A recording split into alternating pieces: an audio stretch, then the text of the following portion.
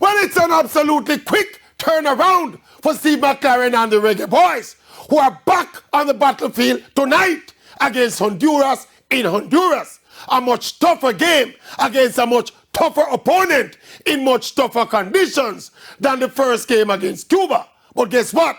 It's for assignments like these that the JFF went for the experience and pedigree of a Steve McClaren.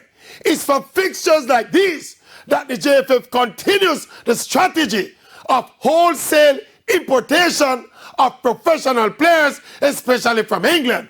These are the games, the circumstances, and the moments when scrutiny is higher and the lights are brighter. When redemption is a requirement, we have to right the wrong against Cuba. March into Honduras, get that result tonight as payback to the Jamaican fans who left the National Stadium disappointed on Friday night. Beat Honduras tonight, and all will be forgotten and forgiven. Yes, yes.